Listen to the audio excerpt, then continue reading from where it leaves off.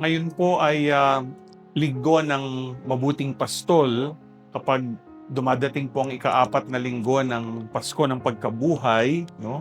Ay tinatawag din pong Good Shepherd Sunday at ito yung linggo kung saan ang mensahe ng ating Santo Papa, ang ating Papa Leon, no, ay binibigyan diin ng kahalagahan ng bokasyon. Kaya ito din po yung World Day Prayer for Vocations, no?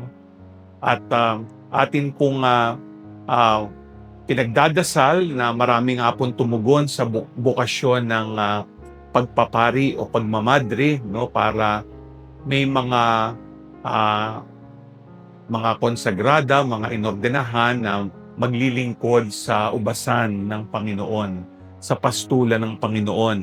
Tamang-tama naman sa ating pagninilay tungkol sa pagiging pastol, yung ating dalawang pagbasa, no, ay matingkad na nakikita ang pagkapastol ni Pedro, no?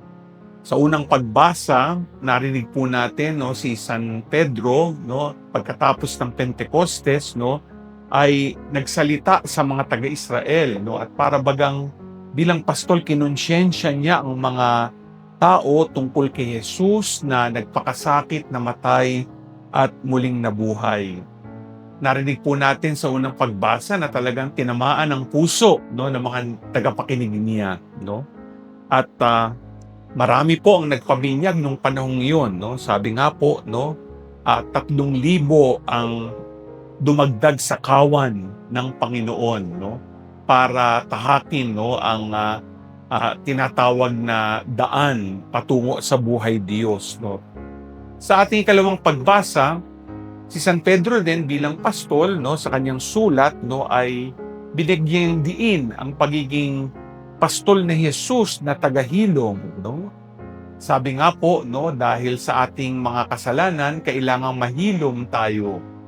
At nahilom tayo dahil sa kanyang mga sugat na alam nating naranasan niya sa pagkakapako sa krus, no? At dahil sa sugat ng kasalanan, tayo po ay nalugmok sa kadiliman at kamatayan. Pero dahil sa mga sugat ni Jesus, tayo po ay nahilom at naggumaling, sabi nga po, at naligtas, no? Sa Ebanghelyo naman po natin ngayon, binibigyang diin ang larawan ni Jesus na mabuting pastol sa pamamagitan ng pagiging pintuan, no? At sinabi nga ni Jesus, ako ang pintuan, at ibig sabihin, no, na simbolo siya, no, at hinahamon tayo na pumasok sa kanya para makamtan natin, no, ang magandang buhay, buhay kabanalan, no, ang buhay Diyos, no. Ano ba ang ating mapagninilayan kay Jesus na mabuting pastol bilang pintuan, no? Meron pong magandang tingnan, no, na tatlong tungkulin ng isang pastol bilang pintuan. Yung una po, siya ay tagagabay sa kawan. Yung kawan niya, no, dadalhin niya sa para bagang isang lungga. Kumbaga, gigiyahan niya, no, para makapasok sa isang lagusan, no. Maliit lang po 'yon, no, maliit lang po, no. At iisang butas 'yon, no, kung saan dumadaan lahat, eksaktong-eksakto, no, ang bawat tupa. At ang huling pumapasok ay yun mismong pastol. Kaya yung pastol, no, yuyuko, no, maaari pang luluhod at dadapa, no, para makagapang, no, para makapasok doon sa butas na yon. At kapag nandun na siya, siya mismo ang magiging pintuan. Kaya ginigiyahan niya para ang kanyang kawan ay hindi mawala at magkaisa, no? Yung ikalawa po, hindi lang siya tagagabay, siya po ay tagaprotekta sa kanyang kawan. Kaya pagpasok no ng pastol, agad-agad siya yung humaharang doon sa butas. Kaya siya mismo ang nagiging pintuan. At kapag gumagala-gala sa loob ng parang koralyo, no, yung mga tupa, dahil nandoon no ang pastol, alam nila na hindi kung sino man ang nakaharang sa pintuan, no? At sinasabi nga po no na yun mismong pastol ay nag-amoy tupa, no? Kaya naaamoy ng mga tupa ang kanilang pastol na no kaisa nila. Mahalaga po 'yan, no? Dahil kung iba ang humarang doon, malalaman nila na kakaiba, no? Hindi katulad nila. Pero dahil nandoon ang pastol, no? Sigurado, protektado, at walang makapapasok doon po, no? Sa loob ng lugaran ng buong kawan. Yung ikatlo po, no, ay yung pastol na pintuan na tagaprotekta ay handang mamatay para sa tupa. Narinig natin sa Ebanghelyo na may mga masasamang elemento na gustong kunin ang mga tupa. Nandyan ang mga magnanakaw, nandyan din yung mga mababangis na hayop, yung mga lobo, sabi nga nila, no? At kalimitan, nung sinauna, may mga pagkakataon na dahil nga matindi ang mga kalaban, ang mga kaaway, makikita nilang nakabulagta ang mga pastol at patay dahil sa pagtatanggol sa kanilang mga tupa, no? At handang mamatay ang pastol para sa kanyang kawan. Mga minamahal na kapatid ni Kristo, ito si Jesus para sa atin. Alam natin, no, siya ay tagagabay sa ating buhay.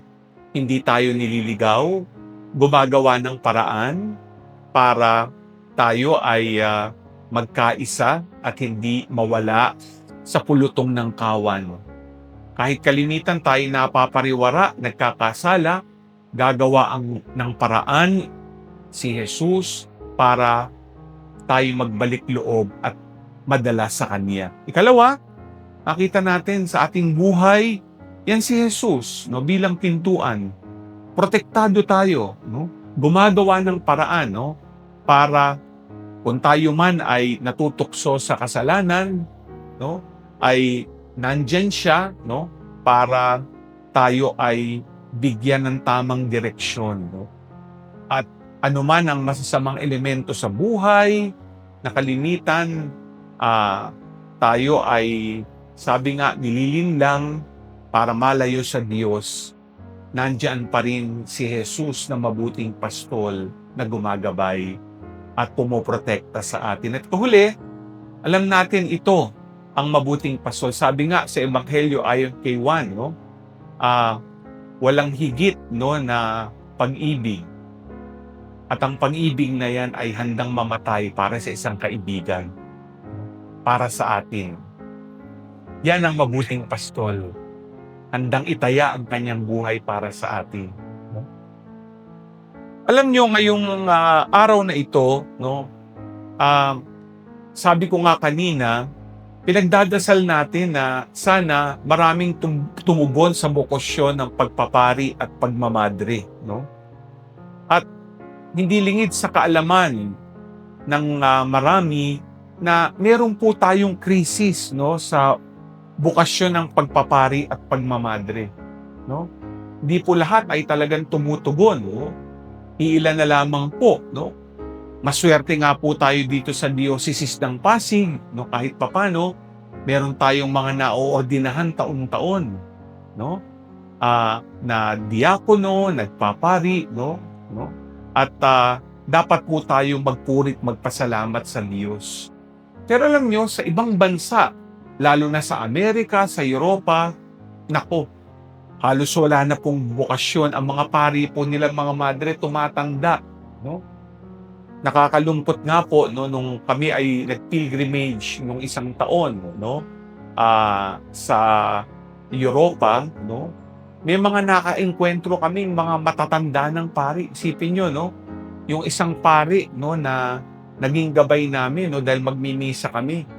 Ang kanyang pinangangasiwaan ay 10 simbahan. Tapos sa isang diocese, may 3 pari. Ang kanilang pinangasiwaan ay 45 mga parokya. Manan nyo, 3. Swerte pa po tayo dito, no? Sa ating katedral, no? Marami din tayong pari. Kahit napakatindi ng hamon ng mga misa, tuwing linggo at sa araw-araw, kahit papano, meron po tayong mga ordeng naglilingkod. Kaya kailangan po tayong manalangin, no? Para maraming tumugon sa buhay ng pagpaparit pagmamadre. Kaya yung mensahe nga po ng ating Santo Papa Leon sa kanyang World Day, no, message for vocations, no, ay nakakatawag pansin. Hinikayat niya ang mga kabataan na huwag matakot, no, tumugon kapag narinig ang tinig ng mabuting pastol, no, para maglingkod, no, sa Diyos, no.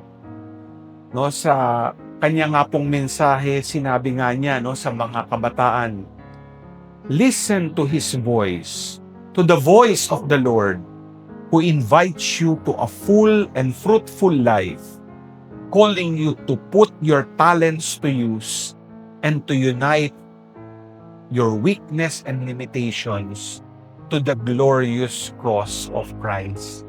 Napakaganda po ng paanyaya.